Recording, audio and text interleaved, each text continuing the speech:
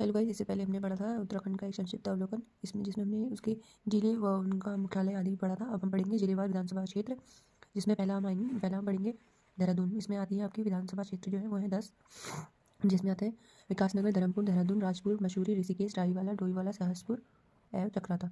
हरिद्वार में आता है आपके 11 विधानसभा क्षेत्र, जिसमें आता है रुड़की, पिरान, गलियार, मंगलौरा, भेल, रानपुर, रानीपुर, ज्वालपुर, झबरेड़ा, लक्सर, कानपुर, हरिद्वार ग्रामीण, भगवानपुर। फिर आता है हमारा टिहरी, जिसमें आते हैं हमारे छः विधानसभा क्षेत्र, जिसमें आते हैं टिहरी, घनसाली, देवप्रयाग, नरेंद्र नगर, प्रतापनगर, धनलौटी। फिर आता है पौड़ी गढ़वाल में आते हैं 6, जिसमें आता है यमकेश्वर, कोटद्वार, चौबट्टा खाल, लैंसडाउन, पौड़ी एवं श्रीनगर।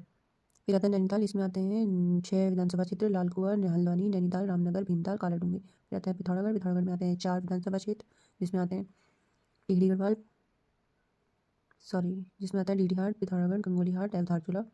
फिर आता है अल्मोड़ा, इसमें आते हैं 6 विधानसभा क्षेत्र, जिसमें आता है द्वाराहाट, सल्ट, रानीखेत, अल्मोड़ा, जागेश्वर, सोमेश्वर। फिर आता है उधमसिंह नगर में आती हैं 4 विधानसभा क्षेत्र, इसमें आते हैं जसपुर, बाजपुर, खटीमा, गदरपुर, किच्छा, रुद्रपुर, सितारगंज, रानीमत्ता। चमोली में आते हैं 3, जिसमें आता है बद्रीनाथ, कर्णप्रयाग, थराली। चंपावत में आते हैं 2, जिसमें आते हैं चंपावत और लोहाघाट। बागेश्वर में आते हैं 2, कपकोट और बागेश्वर। रुद्रप्रयाग में आते हैं रुद्रप्रयाग या केदारनाथ।